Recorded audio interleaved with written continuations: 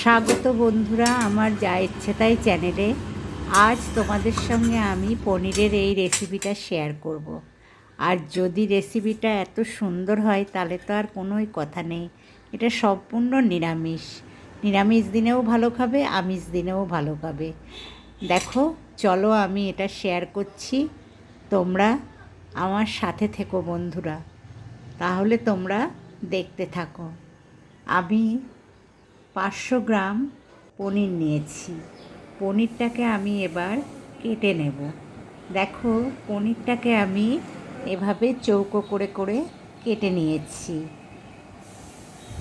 দেখো, এবার এই পনিরের মধ্যে আমি দিয়ে দেব সামান্য একটু লবণ, একটু মিষ্টি, একটু লঙ্কার গুঁড়ো। এটা এই পনিরগুলোর সঙ্গে আমি মাখিয়ে নেব। মাখিয়ে বেশ ভালো করে মাখিয়ে নিয়ে এটাকে আমি ম্যারিনেট করে রেখে দেব 5 মিনিট 6 মিনিট মতন। এবার আমি একটা পেস্ট করে নেব।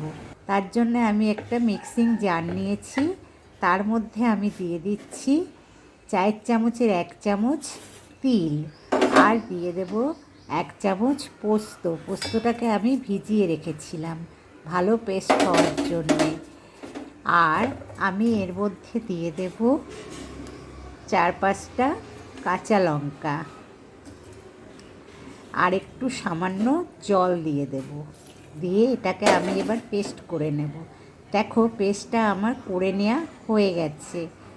এবার আমি গ্যাসে একটা কড়া চাপিয়ে দিয়েছি। কড়াটা বেশ গরম হয়ে গেছে। আমি কড়াই এবার খানিকটা সর্ষের তেল দিয়ে দিলাম। এটা সর্ষের তেল দিয়ে করলে বেশ ভালো লাগবে। আর এই তেলটা কাঁচা অবস্থায় আমি কালো জিরে দিয়ে দেবো। কালো জিরেটা একটু ফুটফুট করবে, তেলটা বেশ গরম হবে না। আমি বেশ তেলটাকে ভালো করে তাকাবো না। তার মধ্যে আমি দিয়ে দেব পেস্টটা দিয়ে দিয়েছি।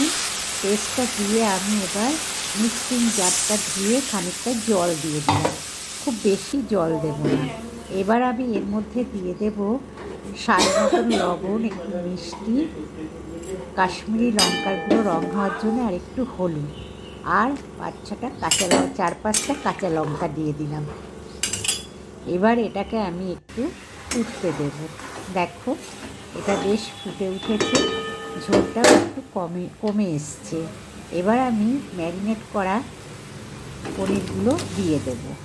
পনিরগুলো দিয়ে আমি একটু নাড়িয়ে দেব।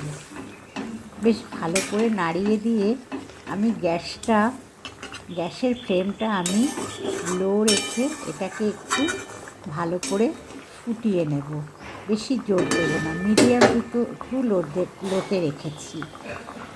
তারপর আমি গ্যাসের ফ্লেমটাকে কমিয়ে রেখে দেওয়ার পর, ফুটিয়ে নেওয়ার পর, খানিক রান্না করে নেওয়ার পর, এবার আমি গ্যাসের ফ্লেমটাকে জোর দিয়ে দেবো।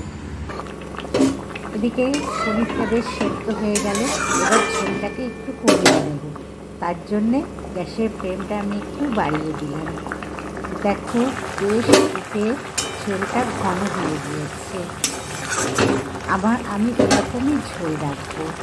এবার আমি উপর থেকে কাঁটাতে ছড়িয়ে দেবো। এটা যে একবার খাবে সে আমার মনে হয় না পনিরের আর কোনো রেসিপি তার কাছে ভালো লাগবে। এটা খুব সুন্দর খেতে লাগে বন্ধুরা। এবার আমি গ্যাসটা অফ করে দেবো, দিয়ে ঢাকা দিয়ে 2 মিনিট রেস্টে রেখে আমি সার্ভ করব। দেখো, 2 মিনিট পর পনিরের ঝালটা কত সুন্দর দেখতে হয়েছে, খেতেও খুব সুন্দর হয়। এবার আমি সার্ভ করার জন্য একটা প্লেট নিয়েছি। প্লেটে আমি সার্ভ করছি। দেখো, কত সুন্দর দেখতে।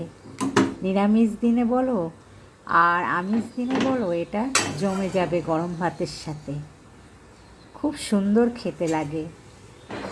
আর বন্ধুরা, দেখো, যদি তোমাদের আমার এই রেসিপিটা ভালো লেগে থাকে তাহলে তোমরা আমার এই যা ইচ্ছে তাই চ্যানেলটাকে একটু লাইক, শেয়ার, কমেন্ট করো, আর একটু সাবস্ক্রাইব করো। আসি তাহলে বন্ধুরা, তোমরা ভালো থেকো।